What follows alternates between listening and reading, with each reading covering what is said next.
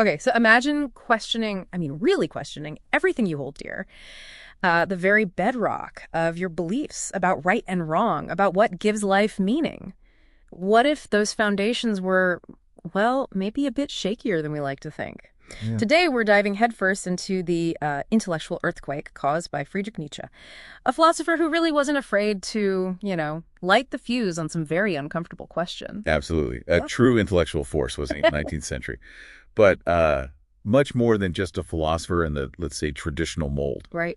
Think of him more like a cultural surgeon, dissecting the norms of his time with this razor-sharp intellect Ah. and expressing it all through poetry, cultural critique, even fiction, Mm. often with a real potent dose of irony, too. Yeah, you can feel that. He really challenged the pillars of European thought, religious doctrines, conventional philosophy, social, political structures, the whole lot. And his impact, I mean, it's just undeniable, isn't it? You see his influence like everywhere. Dance, literature, painting, psychology, even social change. It's like his ideas were seeds scattered far and wide, still taking root in, well, surprising places.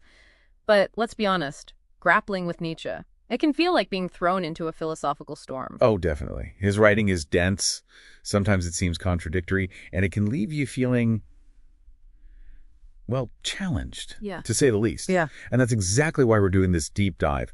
Our goal here is to kind of extract the core essence of his revolutionary thinking, to illuminate the key pathways so you can navigate his complex ideas without getting totally lost in the weeds. Right, make it approachable. Exactly. We're going to dissect his critique of religion and morality, then explore his big concepts, the will to power, the always debated Übermensch, that thought experiment of eternal recurrence, perspectivism, his aesthetic ideas, Apollonian, Dionysian, and finally his analysis of nihilism. Okay, so let's unpack this, starting with a concept that's still incredibly potent. God is dead. Wow. Yeah, it's a statement that still kind of hits you, doesn't it? But like you hinted, this wasn't Nietzsche literally reporting a divine death certificate. No, not at all. So what was the real weight behind it? Precisely.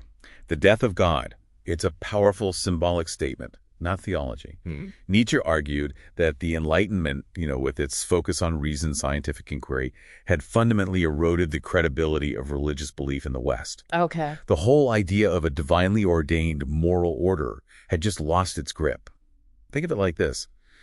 If the ultimate architect isn't believed in anymore, then the blueprints for morality they supposedly provided, they lose their authority too. Ah, I see. So it's the loss of that shared objective foundation for value. That's the crucial insight, yes. And the fallout from this loss, as Nietzsche saw it, was pretty huge, wasn't it? He sort of predicted the rise of nihilism. Exactly. With that decline of religious faith, Nietzsche foresaw the potential for nihilism, that really unsettling feeling that there might be no ultimate meaning, no inherent purpose woven into life, no universally valid values. Right. If God's not providing the answers, where do you turn? Precisely. This void, this absence of objective truth, that's what Nietzsche called nihilism. It's not just things being bad. It's like the bottom falling out of our whole sense of meaning. Okay, that really sets the stage for his very thought-provoking ideas about master and slave morality. Quite a contrast there. Can you kind of explain the core differences? Certainly. Nietzsche observed that, throughout history, different groups developed fundamentally different ways of valuing things, actions, qualities. He called the value system of the powerful elite master morality. Okay, the masters. Right. It arises from strength, self-confidence, its core values. Things like pride, strength, nobility, a fundamental self-affirmation.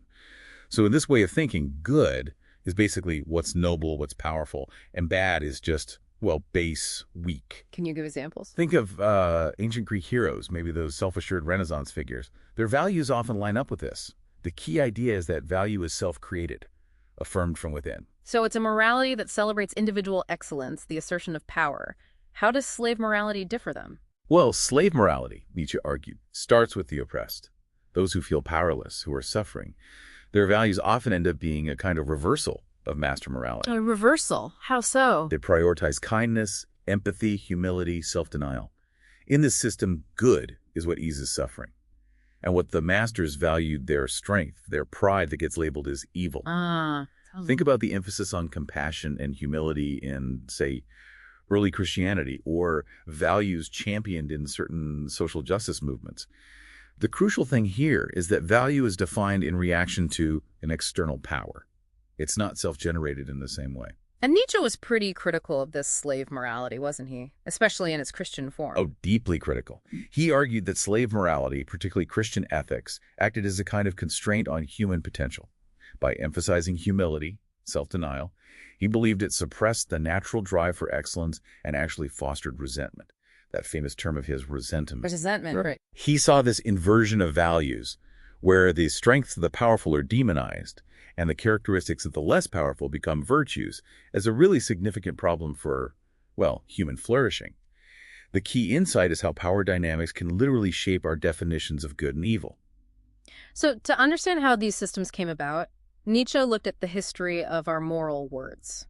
That's his genealogical approach, right? Precisely. He didn't buy that our moral concepts like good and evil had some fixed, eternal meaning.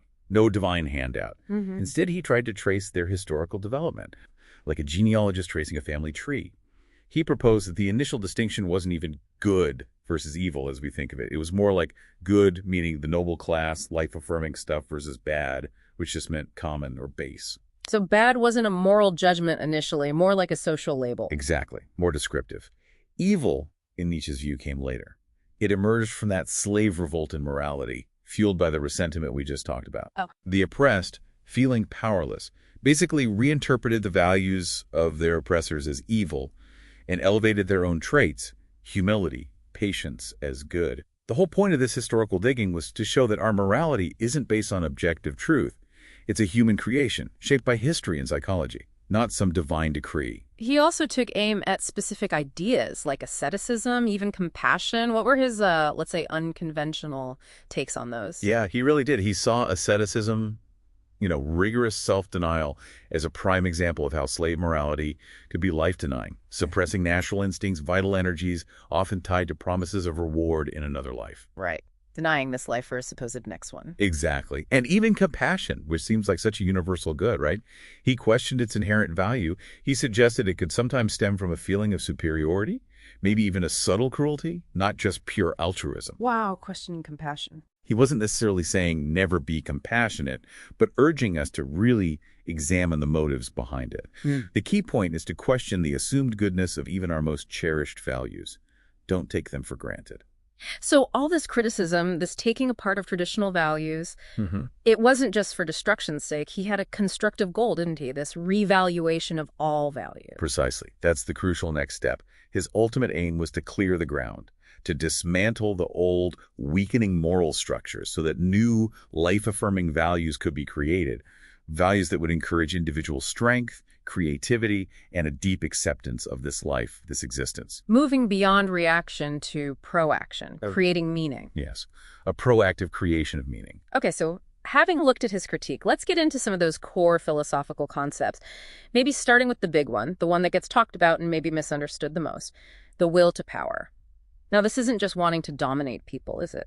Absolutely not. That's probably the biggest misconception. Yeah. The will to power, Wille zur Macht, is way more nuanced. Reducing it to just a crude lust for political control or dominating others really misses the point. So what is it then?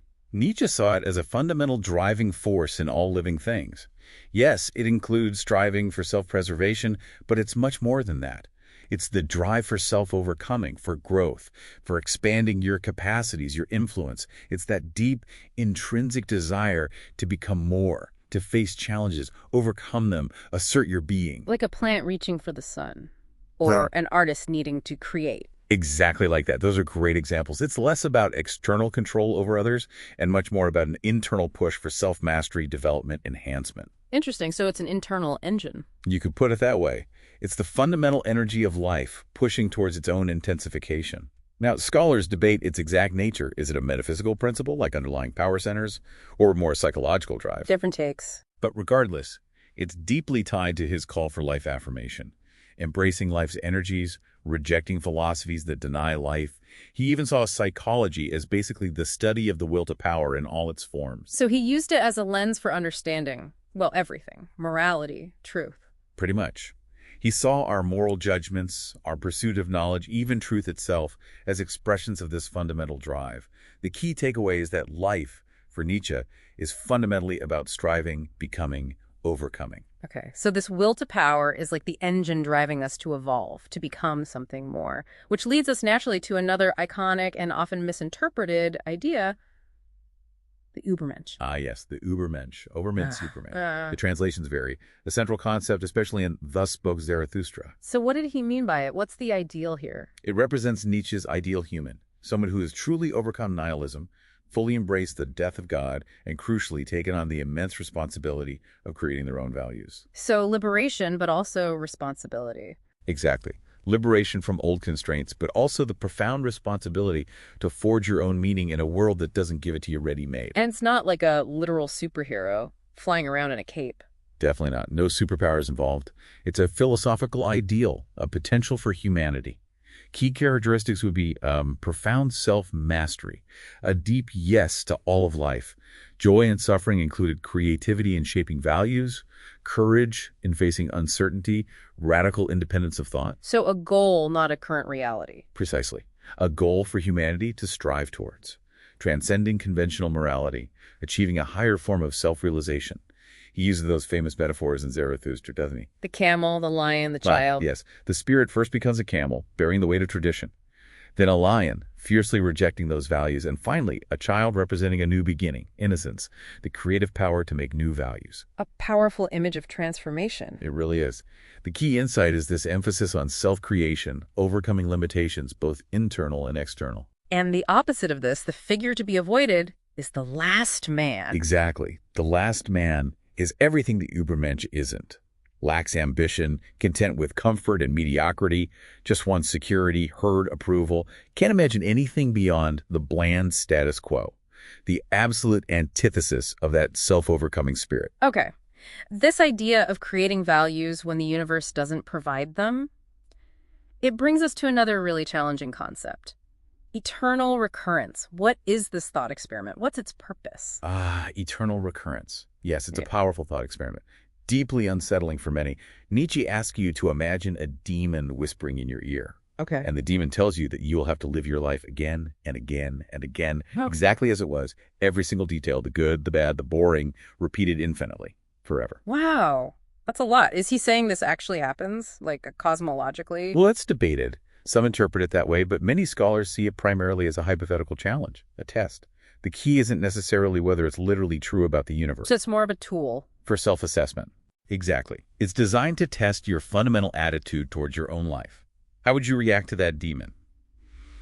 Nietzsche believed the ideal response, the response of the life affirmer, would be overwhelming joy, a complete, amor fati love of fate. To love your fate so much, you'd happily relive every second. Precisely. To willingly embrace reliving everything, exactly as it happened. It forces you to ask, am I living a life I would want to repeat infinitely? That really puts your choices into sharp focus. It's a powerful push to live each moment fully, wholeheartedly, as if it had eternal significance. The central insight is that it compels you to live in such a way that you could joyfully affirm every part of your existence. Definitely a stark way to evaluate things. Okay, another foundational piece of Nietzsche's thought, perspectivism. What does this tell us about truth and knowledge? Perspectivism. Yeah, this is fundamental. It's the philosophical view that all knowledge, all truth, is basically an interpretation from a specific viewpoint, a perspective. So no single objective truth with a capital T. That's the core idea. Nietzsche argued there's no objective truth floating out there, independent of human perception, interpretation, and crucially, valuation.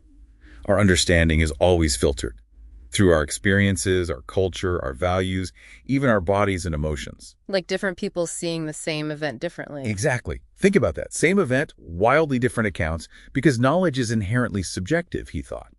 Different people, different cultures, inevitably have different perspectives shaped by where they stand. So my truth might not be your truth. In a very real sense, yes.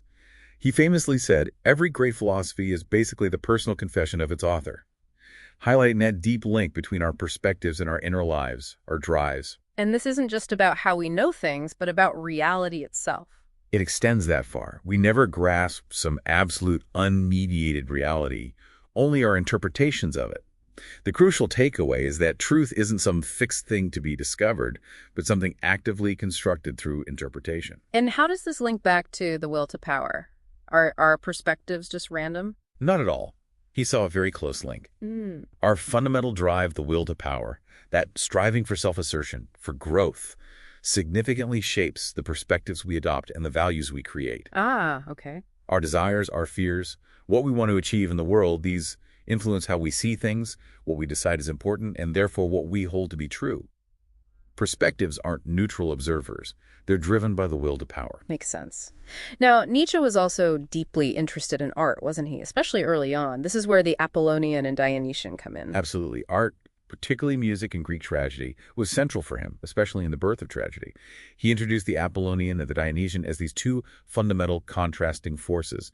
Think of them as underlying principles of art, but also maybe of existence itself. Okay, so Apollonian, Apollo, god of light. Right. The Apollonian represents order, reason, form, beauty, clarity, logic. The principle of individuation, seeing ourselves as distinct individuals. Think classical sculpture, the structure of epic poetry, harmonious illusion, structured beauty. And Dionysian. After Dionysus, god of wine and ecstasy. Exactly. The Dionysian is the flip side. Chaos, intoxication, raw emotion, ecstasy, unity, breaking down individual boundaries, connecting with a kind of primal reality. Think the power of music, wild dance, ecstatic states where the self dissolves, liberation of instincts. So opposites. Seemingly opposites, yes. But Nietzsche argued that the greatest art comes from the dynamic interplay, the synthesis of both. Right. You need both. The key idea is that real artistic and cultural vitality needs that balance between order and chaos, reason and instinct. And he saw ancient Greek tragedy as the perfect example of this balance. Yes, precisely. He thought Greek tragedy achieved this unique, vital synthesis. The Dionysian element allowed it to confront the raw, chaotic, often painful side of life, human suffering, uncertainty. Facing the abyss, so to speak. Right. But the Apollonian element provided the form, the structure, the beauty needed to make that confrontation bearable, even cathartic. It allowed for affirmation even in the midst of chaos. But he felt this balance was lost later on. He did. He blamed the decline of tragedy on the rising influence of Socratic rationalism. Socrates' huge emphasis on reason and logic. Too much Apollo, not enough Dionysus. You could say that. Nietzsche felt it led to an overemphasis on the Apollonian, suppressing those vital Dionysian impulses needed for the deepest art and for really engaging with life's tragic dimensions. He argued a healthy culture needs that equilibrium. Too much reason, it gets sterile. Too much chaos, it dissolves. Balance allows for beautiful forms that still honestly engage with reality, suffering, and joy included. Okay, finally, let's circle back to nihilism. We touched on it as resulting from the death of God, but his take was more complex than just life is pointless. Oh, much more complex. For Nietzsche, nihilism wasn't just a mood. It was a historical process, a potential crisis for Western culture, stemming from that loss of absolute values, that erosion of objective truth. And he saw different kinds, passive and active. Yes. He distinguished passive nihilism, which is kind of like resignation, weariness, despair in the face of meaninglessness, from active nihilism. Active nihilism is more energetic, even destructive.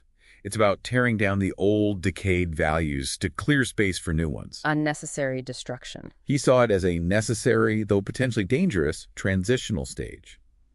The key point is that nihilism isn't just an absence, it's an active response, or lack of response, to losing those old foundations. So it stemmed from those old belief systems collapsing, the ones that devalued this life. Exactly. He traced its origins back to what he called true world philosophies like Platonism, certain Christian views that painted this earthly life as somehow inferior to some transcendent ideal realm. Right. When belief in those other realms fades, which Nietzsche saw happening, you're left looking at a world you've been taught is deficient, less real, which easily leads to that feeling of purposelessness, despair. But he didn't just leave it there, diagnosing the problem. He offered ways out, didn't he? Ways to overcome nihilism. He did.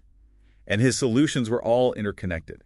The revaluation of all values was key, critically examining and overturning old morals to create new, life-affirming ones grounded in this world. Embracing the will to power. Yes, embracing the will to power, that drive for self-overcoming and passionately affirming life. The ideal of the Übermensch, serving as a kind of guide for self-creation and making meaning. And eternal recurrence fits in too. Even that challenging thought experiment plays a role, urging us to live so fully we'd want to repeat it. Nietzsche was deeply concerned about this modern crisis of meaning. He advocated for an active, courageous, self-reliant approach. creating our own values, embracing life's complexity, rejecting passive meaninglessness. The core message is that overcoming nihilism demands active creation and a profound love of this life right here, right now. Well, that was certainly a deep dive into the intricate and, often challenging world of Friedrich Nietzsche. We've covered his radical critiques, those core concepts, will to power, Übermensch, eternal recurrence, perspectivism, his aesthetics, the Apollonian Dionysian, and his really profound take on nihilism and how to fight it. And it's just so important to remember the lasting impact, isn't it? His ideas are still echoing profoundly across philosophy, art, literature, psychology, social theory, still shaping how we wrestle with value, meaning the human condition itself. Absolutely. It's work that definitely rewards and maybe even demands careful, nuanced reading. It can be controversial for sure. So as you think about all this, maybe consider this final thought. Thinking about Nietzsche's eternal recurrence, what parts of your own life, the highs, the lows, the everyday stuff, would you genuinely, wholeheartedly embrace reliving forever? And what might reflecting on that reveal about the values guiding your choices right now? It's a deeply personal question, perhaps, but one that really gets to the heart of Nietzsche's challenge to us all.